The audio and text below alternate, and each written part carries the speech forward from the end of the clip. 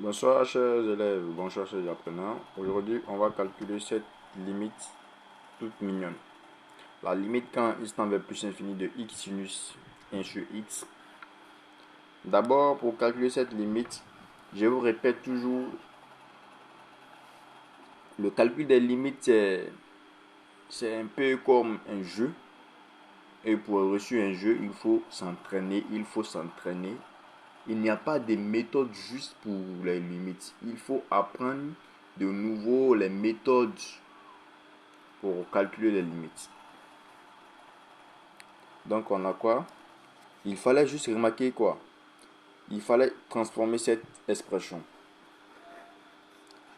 X sinus 1 sur x est égal à sinus 1 sur x sur 1 sur x. Lorsqu'on multiplie sinus 1 sur x par l'inverse de cette fraction, ça fait quoi? X sinus 1 sur x. Donc on aura quoi? Limite quand x tend vers plus infini de x sinus 1 sur x serait égal à la limite quand x tend vers plus infini de sinus 1 sur x sur 1 sur x. Arrivé à cette allure, il faut procéder par la méthode de changement des variables. On va poser grand x est égal à 1 sur x. Posons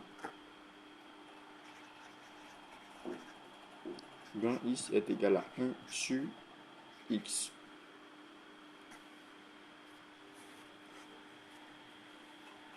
Quand x est égal à 1 sur x, alors on aura quoi? La limite quand x tend vers plus infini.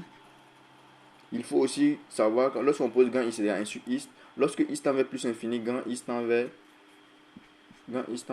0. Donc on aura quoi? Limite quand x tend vers plus infini de sinus 1 sur x sur 1 sur x serait égal à la limite quand grand x tend vers 0,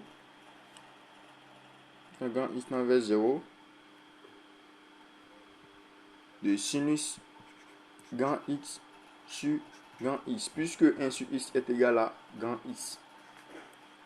Donc ce qui fait quoi? Et cette limite est une limite de référence qui est égale à 1. Donc finalement, la limite quand x tend vers plus infini de x sinus 1 sur x est égal à 1.